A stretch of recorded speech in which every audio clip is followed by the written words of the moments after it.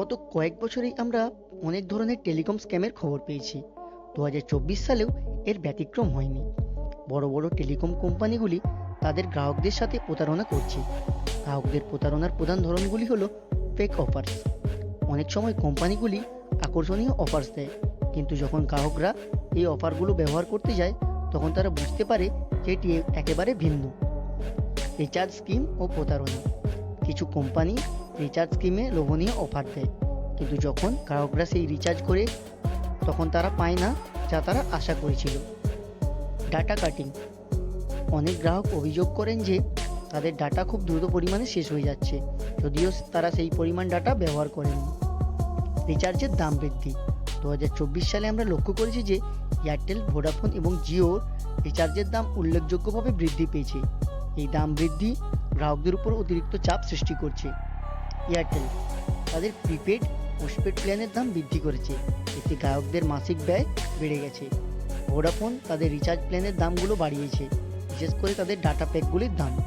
জিও তাদের unlimited call এবং data প্যাকের দাম বাড়িয়েছে, যা আগের থেকে অনেক সস্তা ছিল।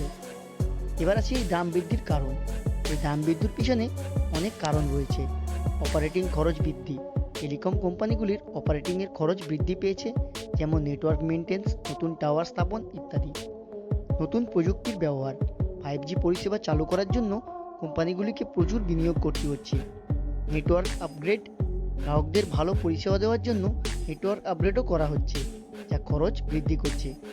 গ্রাহকদের প্রতিক্রিয়া। গ্রাহকরা এই দাম বৃদ্ধি ও প্রতারণার বিরুদ্ধে অনেক অভিযোগ দায়ের করেছে। তারা কোম্পানিগুলোর বিরুদ্ধে সোশ্যাল মিডিয়াতে প্রচুর পোস্ট করছেন এবং কিছু ক্ষেত্রে আইনি পদক্ষেপও নিয়েছেন। সোশ্যাল মিডিয়াতে প্রতিবাদ। গ্রাহকরা টুইটার, ফেসবুক এবং অন্যান্য সোশ্যাল মিডিয়া প্ল্যাটফর্মে তাদের অসন্তুষ্টি প্রকাশ করেছেন। গ্রাহক কেরিয়ার অভিযোগ। অনেক গ্রাহক তাদের সমস্যার কথা কোম্পানির গ্রাহক কেরিয়ারেও জানিয়েছেন। এবারে আসি আইনি পদক্ষেপ। কিছু গ্রাহক ভোক্তা ফোরামে অভিযোগ দায়ের করেছেন, এই আইনি সাহায্য চেয়েছেন। বন্ধুরা, টেলিকম কোম্পানির স্ক্যাম এবং রিচার্জের দাম বৃদ্ধি আমাদের সকলের জন্য একটি বড় সমস্যা হয়ে দাঁড়িয়েছে। আজ আমরা সবাই মিলে এই সমস্যার বিরুদ্ধে আওয়াজ তুলতে পারি। আপনারা কি মনে করেন এই বিষয়ে? নিচে কমেন্ট করে আমাদের জানান এবং ভিডিওটি আপনাদের বন্ধুদের সাথে শেয়ার করুন, যাতে তারা এই প্রতারণার সাথে সজাগ থাকতে পারে। এই ভিডিওটি দেখার জন্য ধন্যবাদ। আমাদের চ্যানেলটি সাবস্ক্রাইব করতে ভুলবেন না এবং পরবর্তী ভিডিওতে আবার দেখা হবে। ধন্যবাদ।